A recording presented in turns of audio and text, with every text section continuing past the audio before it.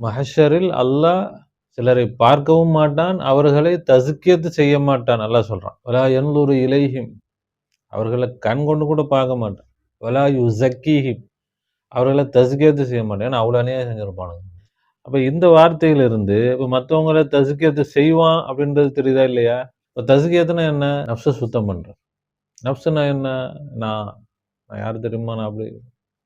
ஆனா அதுலயும் ரொம்ப முத்தி ஓவரா ஆட்டம் போட்டிருப்பாங்கல்ல, அவங்கள அல்லாஹ் பார்க்க கூட மாட்டான். வாழ்க்கையில நல்லதே செஞ்சிருக்க மாட்டாங்க. எந்த ஒரு நல்ல குணமுமே இருக்காது. ஒரு இரக்கம்ன்றது இருக்காது. அநியாயத்தை ரொம்ப இனிப்பா செஞ்சிருப்பாங்க. அவர்களை அல்லாஹ் என்ன செய்ய மாட்டான்? கண்கொண்டு கூட பார்க்க மாட்டான். தண்டனை இல்ல. திருத்துறது. திருத்துறது இல்ல. இதுக்கு மேல திருந்து என்ன ஆகப்போகுது? திருத்துறதும் இல்ல. நஃப்ஸ உடைக்கிறது. எல்லாம் சொர்க்கத்துல உட்காந்துக்கிட்டு, அங்க உட்காந்துக்கிட்டும் அவன் யாரு தெரியுமா? என்ட்ட மிதி வாங்குனான். நல்ல மிதி மிதின்னு மிதிச்சேன்.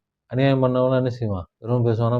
பேச மாட்டாங்க. அடி வாங்குனவன் இப்ப அடி வாங்குனவங்களுக்கு, என்னடா நம்மள வந்து அநியாயமா அடிச்சான், அவனுக்கு எந்த தண்டனையுமே இல்லை. அப்படி ஒரு உறுத்தல். அதனாச்சும் சரி மாத்திரலாம். இவன் வந்து அங்கேயும் உட்காந்துக்கிட்டு, நான் வந்து பெரிய முதலாளி, பூமியில பெரிய முதலாளியா இருந்தா இங்கேயும் சொர்க்கத்துல இருக்கிறான். அவன் நஃப்ஸ உடைக்கணும். அங்க வந்துட்டு அவன் பெருமை பேசக்கூடாது. பணிவா இருக்கணும். அப்ப என்ன?